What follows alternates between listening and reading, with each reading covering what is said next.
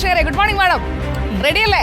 പിന്നെ അപ്പോ നമ്മുടെ ഇന്ത്യ മഹാരാജ്യം അടുത്ത 5 വർഷം ആര് ഭരിക്കണമെന്ന് തീരുമാനിക്കുന്ന ഏറ്റവും പ്രധാനപ്പെട്ട ജനവിധിയുടെ വോട്ടെണ്ണലിലേക്ക് പൂർണ്ണസജ്ജമായി കഴിഞ്ഞിരിക്കുകയാണ് റിപ്പോർട്ട്. നമ്മൾ നേരത്തെ തുടങ്ങുന്നു, നേരത്തെ എണ്ണുന്നില്ല, പക്ഷേ എണ്ണി തുടങ്ങുമ്പോൾ ഏറ്റവും ആദ്യം എത്താൻ പോകുന്നത് റിപ്പോർട്ടറിന്റെ മാജിക് സ്ക്രീനിലായിരിക്കും. ആദ്യത്തെ നമ്പേഴ്സ്, ആ നമ്പേഴ്സ് ആണ് ഇന്ന് പ്രധാനം. കണക്കുകൾ കഥ പറയാൻ പോകുന്ന ഇന്നത്തെ വിധി ദിനത്തിന്റെ കാഴ്ചകൾ പ്രേക്ഷകരിലൂടെ ഏറ്റവും ആവേശത്തോടെ എത്തിക്കാൻ റിപ്പോർട്ട് പൂർണ്ണസജ്ജമായി കഴിഞ്ഞിരിക്കുകയാണ്. വാശിയേറിയ പോരാട്ടം. ഇന്ത്യ മുന്നണിയോ അതോ NDAയോ ഇത്തവണ രാജ്യം ഭരിക്കാൻ പോകുന്നത് ആരാണ്? എക്സിറ്റ് പോളുകൾ അത് ഇമാജിനേഷൻ ആണ്, മോദി പോളാണെന്ന് പറഞ്ഞ രാഹുൽ ഗാന്ധിയുടെ വാക്കുകൾ ശരിയാകുമോ, അതോ രാഷ്ട്രപതി ഭവനിൽ ഒരുക്കങ്ങൾ തുടങ്ങിക്കഴിഞ്ഞിരിക്കുന്ന നരേന്ദ്രമോദിയുടെ ആത്മവിശ്വാസം ശരിയാകുമോ എന്നറിയാൻ ഇനി ഏതാനും മണിക്കൂറുകളുടെ മാത്രം കാത്തിരിപ്പ്. ആദ്യ ഫലസൂചന ട്രെൻഡ് 9 മണിക്ക് അറിയാം മാഡം. തീർച്ചയായും എക്സിറ്റ് പോൾ കഴിഞ്ഞപ്പോൾ തന്നെ ഒരുക്കം തുടങ്ങി. അതെ, അത്രയ്ക്കും ആത്മവിശ്വാസം കാണിക്കുകയാണ്.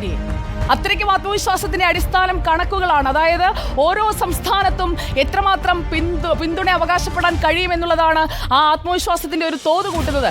മാഡത്തിന് ഇപ്പോഴും തോന്നുന്നുണ്ടോ 295 ശരിയാകും? 295 എന്ന കണക്കിലേക്ക് നമ്മൾ എത്തിയിട്ടില്ല. അവർ അത് പറയുന്നത് എത്രത്തോളം ശാസ്ത്രീയമാണെന്നാണ് നമ്മൾ പരിശോധിച്ചുകൊണ്ടിരുന്നത്. 295 നമ്മുടെ കണക്കിൽ എത്തിയിട്ടില്ലല്ലോ. അപ്പൊ 295 എന്നുള്ളത് മാഡം പറയുന്നത്. മാഡത്തിന്റെ ഒരു കണക്ക് എങ്ങനെയാണ്? ഇന്ത്യ മുന്നണി അല്ല, കണക്കൊന്നും പറയുന്നില്ല. ഇന്ന് കൃത്യമായ കണക്ക് ഇങ്ങോട്ട് വരും. എന്തിനു പേടിക്കുന്നത്? പേടിയില്ല, പേടിയൊന്നുമില്ല. നമ്മൾ ആഗ്രഹിക്കുന്ന രീതിയിലേക്ക് ഫലം വരണമെന്നൊന്നുമില്ല. ആഗ്രഹം എന്നുള്ള ജനാധിപത്യം സംരക്ഷിക്കപ്പെടുക എന്നുള്ളതാണ്. ഭരണഘടന തിരുത്തി എഴുതുമെന്നുള്ള ആശങ്ക, ആ ആശങ്ക ഇപ്പോഴും ഉണ്ട്. ആ ആശങ്കയിലേക്കാണോ കാര്യങ്ങൾ എത്തുന്നതെന്ന് നമുക്കറിയാം. മണിക്കൂറുകൾക്കൊക്കെ അറിയാമല്ലോ.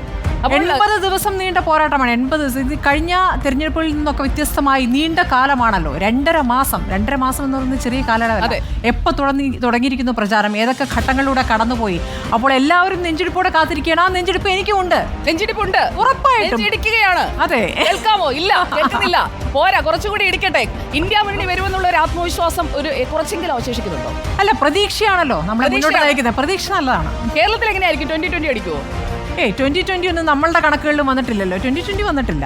എന്നാലും 17-3 നോക്കാം. 17-3 NDAക്ക് ഒന്നും ഇല്ല. മാഡം 17-3 നിൽക്കുകയാണ്. ഇത്തവണ താമര വിരിയുമോ എന്നുള്ള എക്സിറ്റ് പോളിലേക്കാണ് നമ്മൾ ഉറ്റുനോക്കുന്നത്. ദേശീയ ചാനലുകൾ അടക്കം ചർച്ച ചെയ്യുന്നത് കേരളത്തെ കുറിച്ചാണ്. അതായത് കട്ടിംഗ് സൗത്ത് എന്ന് പറയുമ്പോൾ ഒരു ഭാഗത്ത് മോദി പറയുന്നു സൗത്ത് എടുക്കുക. അപ്പോൾ എടുക്കുവോ? നോക്കാം നമുക്ക്. 13 കേരളത്തിന്റെ കാര്യം പറയുകയാണെങ്കിൽ ഒരു 13 എക്സിറ്റ് പോളുകളെങ്കിലും അക്കൗണ്ട് തുറക്കുമെന്നാണ് പറഞ്ഞിരിക്കുന്നത്. അതെ, പക്ഷെ നമ്മളുടെ കണക്കുകളിൽ എങ്ങനെയില്ല. ഇവിടുത്തെ രാഷ്ട്രീയ പാർട്ടികളും BJP ഒഴിച്ചാരും അത് സമ്മതിക്കുന്നില്ല. എപ്പോഴും ബാങ്ക് അക്കൗണ്ടേ തുറക്കൂ എന്നാണ് പറയുന്നത് അല്ലേ? അക്കൗണ്ട് തുറക്കില്ല എന്നുള്ളതാണ് വിചാരിക്കുന്നത്. പക്ഷെ നല്ല രീതിയിൽ വോട്ട് ഷെയർ കൂട്ടും. എവിടെയൊക്കെയാണെന്നാലും ജയിക്കുകയാണെങ്കിൽ ജയിക്കാൻ സാധ്യത. നമ്മൾ നേരത്തെ പറയുന്ന പോലെ തന്നെ തൃശ്ശൂർ, തിരുവനന്തപുരം തന്നെയാണല്ലോ. അതിലപ്പുറത്തേക്ക് പോകുന്നില്ല. തൃശ്ശൂർ എടുക്കുമെന്നൊക്കെ സുജയ് പറയൂ. എല്ലാ ചോദ്യങ്ങളും എന്നിലേക്കാണ്. മാഡം കാതോർത്തിരിക്കുകയാണ് സുഹൃത്തുക്കളെ. അപ്പോൾ ഞാൻ ഇന്നത് പറയും. നമുക്കൊരു 2-3 മണിക്കൂറൂടെ കഴിയട്ടെ. തൃശ്ശൂർ എടുക്കണമെന്ന് ആഗ്രഹിക്കുന്ന, എടുക്കുമ്പോൾ കൈയടിക്കാനെ കാത്തിരിക്കുന്ന നമ്മുടെ കുറെ കൂട്ടുകാർ ഇവിടെയുണ്ട്. അപ്പോൾ അവരെ ഒന്ന് നിരാശപ്പെടുത്താതെ തൃശ്ശൂർ എടുക്കണേ. 11 മണിയാകുമ്പോഴേക്കും ഏതാണ്ട് ചിത്രം തെളിയും. ആ ചിത്രം വ്യക്തമാകുമ്പോൾ ഇന്ത്യ ബ്ലോക്ക് ഇതിനകം തന്നെ നേതാക്കളെ എല്ലാവരും ഇവിടെ കൂട്ടി വെച്ചിരിക്കുകയാണ് ഡൽഹിയിൽ. പ്രതിഷേധത്തിനാണോ? പ്രതിഷേധത്തിനല്ല. അവർക്ക് പറയാനുള്ള കാര്യങ്ങൾ എന്താണെന്ന് അറിയാം. അവർ നേരത്തെ തന്നെ തെരഞ്ഞെടുപ്പ് കമ്മീഷനെ കണ്ടു കഴിഞ്ഞു.